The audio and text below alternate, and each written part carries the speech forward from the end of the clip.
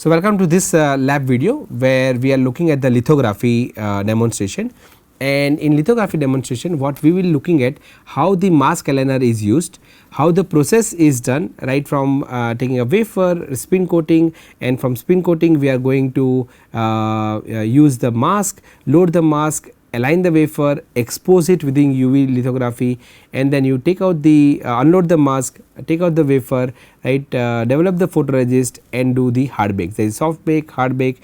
So, all this technique that we have learned in the theory class, now we will see from this lab video which is on photolithography. So, please enjoy this lab video, and if you have any questions please ask us on NPTEL forum. Welcome to the TA class. Today we'll have a lab demo of lithography.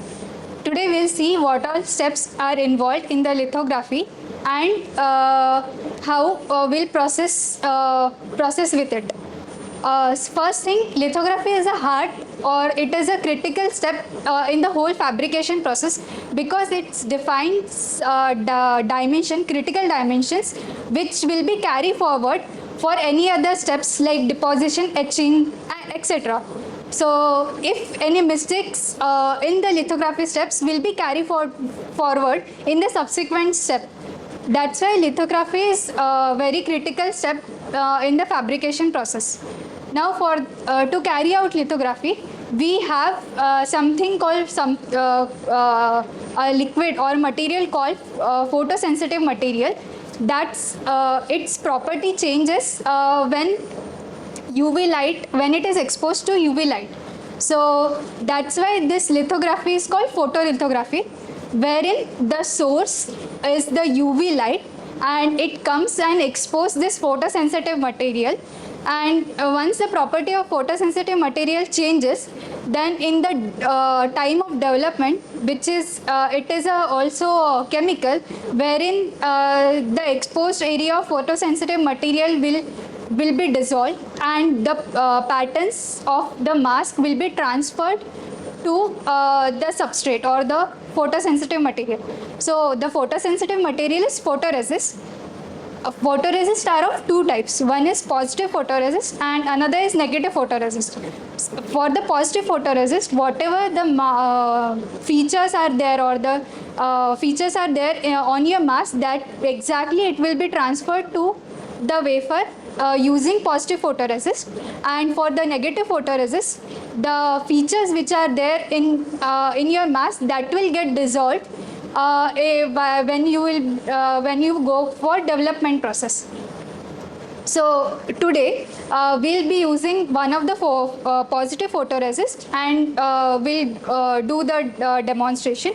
So for to carry out steps with positive photoresist, first we'll have to do solvent cleaning of the sample.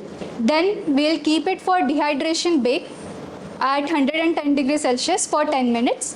Then we'll spin coat the photoresist because this photoresist is a liquid, it is a viscous solution. So we need to form a thin layer of this photoresist. So we'll spin coat at some RPM. Then we'll do a soft bake wherein the solvent inside the photoresist will evaporate and there will be a good adhesion of your photoresist with respect to your substrate. Then we'll bring the sample to this system. We'll align our wafer and mask. We'll expose it. Then we will go for post-exposure bake.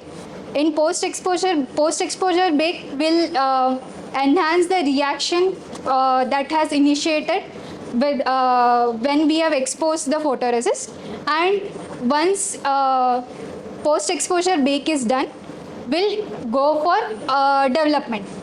So this is the brief introduction or the brief steps that we'll be following today. So one thing which I would like to point out is the mask. Mask is a soda lime glass. On top of it, a thin layer of chromium is deposited.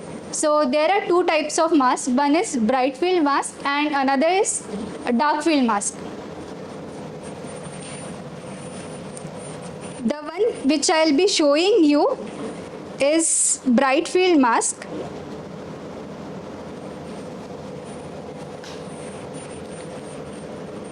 So this is a bright field mask.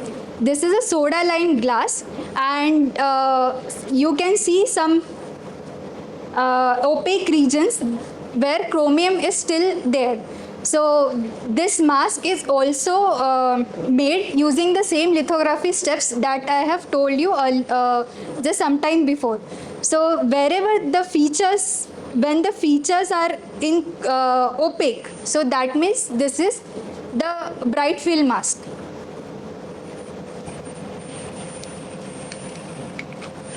Now I'll show you dark field mask.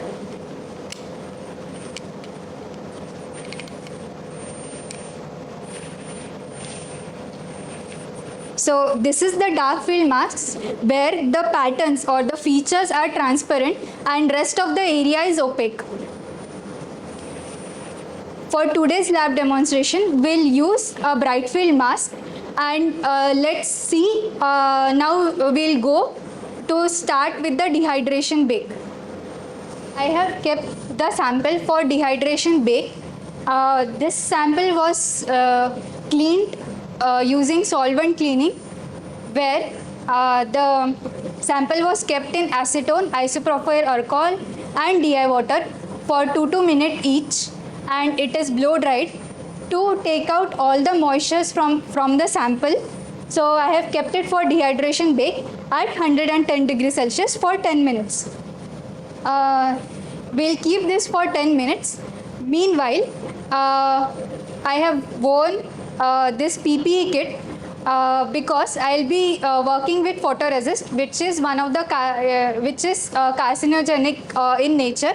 So I have wore this PPE kit. I'll wear this face shield, and I have paired up double gloves so that once this gloves are contaminated with PR, I can throw it easily, and another set of gloves which is already there, so that won't expose my skin in the litho room. Now I am wearing this face shield.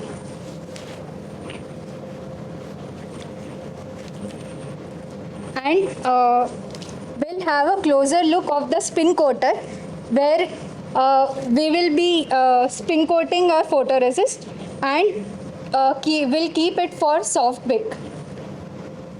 I have kept the sample for dehydration bake for 10 minutes, and now it's time to take it to the spin coater.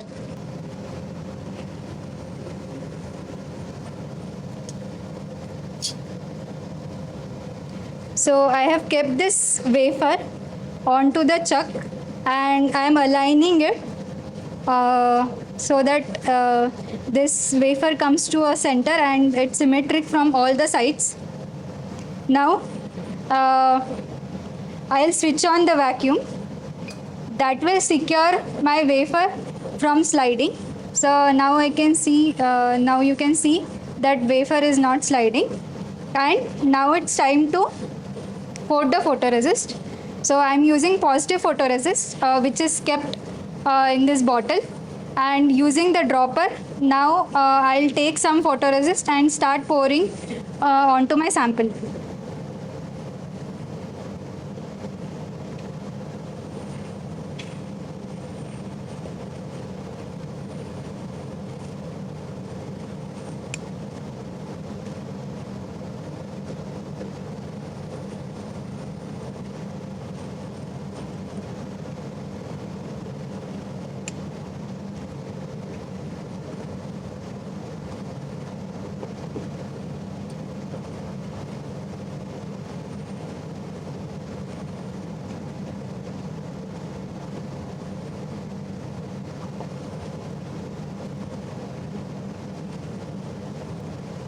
So ideally we should cover 70% of the sample area, and it will take a couple of minutes to cover it.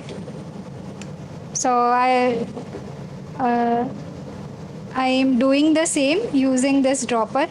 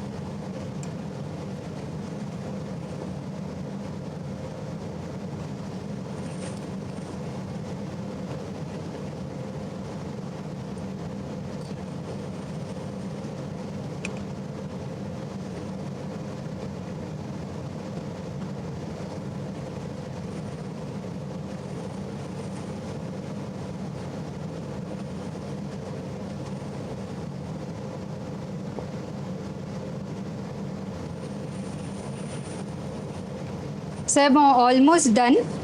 Now I'll cover with this lid and I'll start the spin coating process.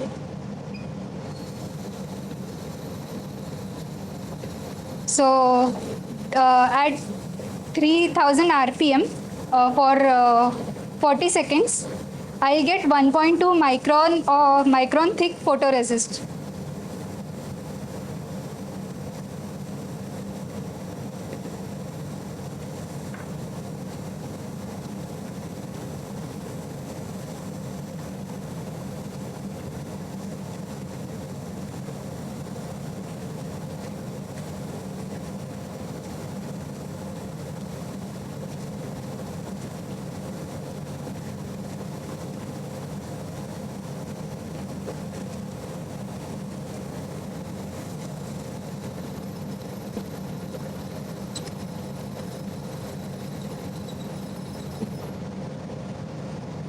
Now photo spin coating process is complete, and now I'll take out this lid and keep the sample for soft bake. Before that, I'll switch off the vacuum and take my sample out.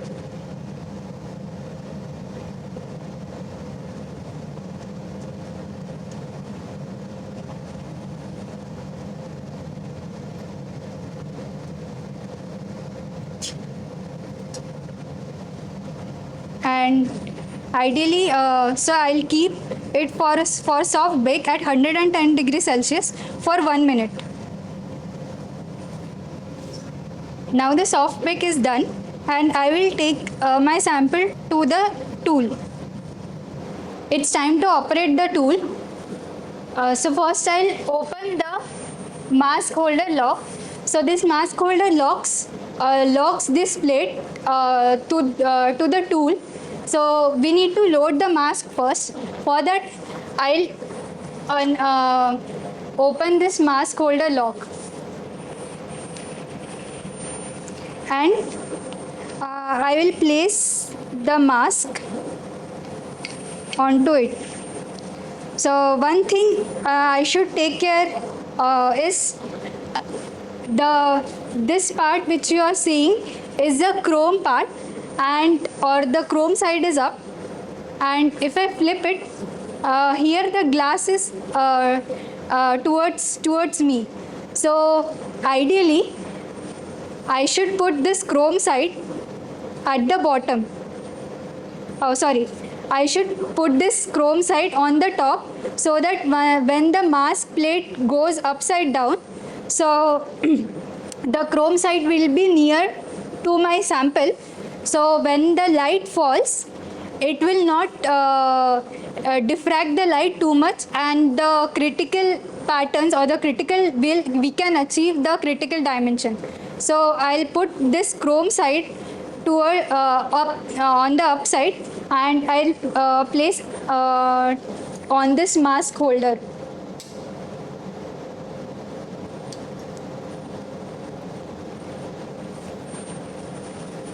So once I feel this mask is secured at its position, I'll switch on the vacuum from this button. Once it turns green, that means the mask is held by vacuum, and I have loaded the mask properly. Now it's time to load my substrate. So now I'll place the sample onto the sample holder and align it properly.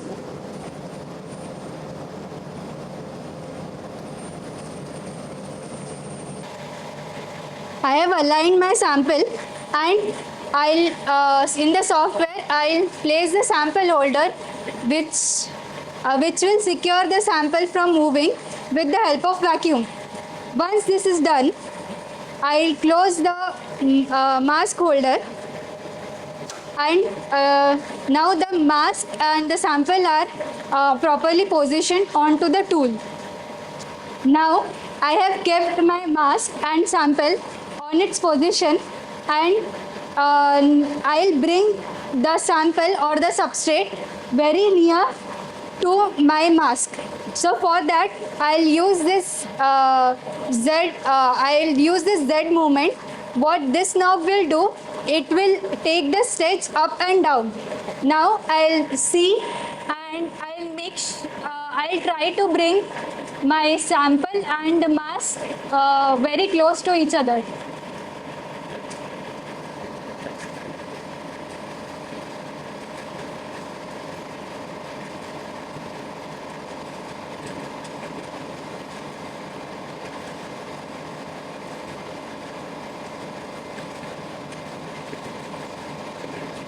Once this is done, I'll press the wedge lock. So what wedge lock will do, if there is any tilt either in my sample or my mask, so it will take it to one plane, and now my mask and sample will be in one plane or will be parallel to each other.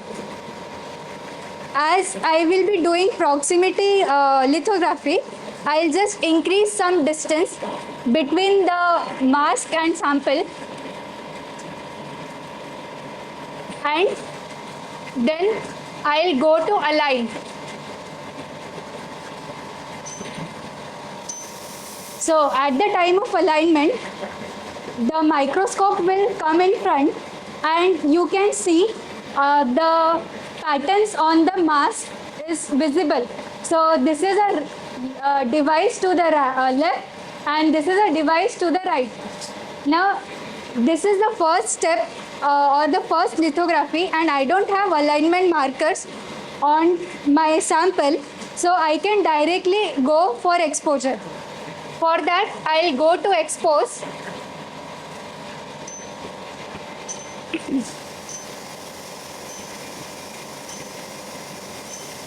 So this is the UV lamp, and it has come above to the sample and the mask. So in this tool we are using I-line 365 nanometer of wavelength of UV light. Once I press expose, once I press this circular thing, so UV light will be exposed. So this lamp provides 22 millijoule of energy per second. So accordingly, I have calculated the time as 4.5 seconds for the exposure. Now I'll press expose. So this will expose the UV light onto my sample, and now the 4.5 seconds has passed and the UV lamp has gone to its initial position. Now this is done. So now it's time to take out my sample and do the post exposure bake. So for that, I'll first open the wedge lock. I'll bring my sample, I'll increase the distance between my mask and sample, and then I'll open the mask holder lock, and lastly I'll break the sample vacuum. Now I'll take the sample for post exposure bake. So I'll take out, I'm taking out the sample from here. I'm keeping the sample for post exposure bake at 110 degrees Celsius for 1 minute. 1 minute is over, and I'll take my sample and keep it on this lint-free cloth. So now it is expected that sample has the patterns has been transferred onto the photoresist, and now we'll go for development, and whatever exposed area was there, that will get dissolved in the developer solution, and the patterns on my mask will be transferred to the photoresist. Now it's time for development. in left side petri dish, I have kept the developer solution, and on the right side petri dish I have kept the DI water. DI water is a stopper for the developer. So once I develop for 25 seconds, I immediately I'll put back the sample in the DI water. So I'll keep I'll take my sample and I'll keep it in my developer solution and start agitating. So I'll wait for 20 to 25 seconds.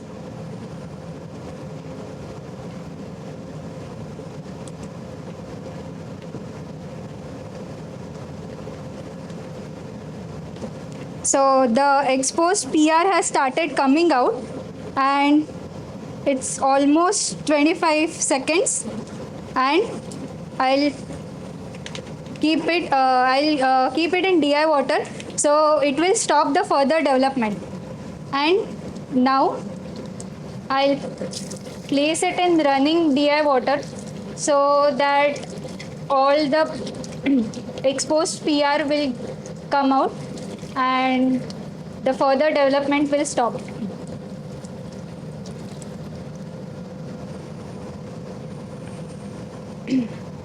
Now I'll take out the sample from the DI water and give it a nitrogen blow.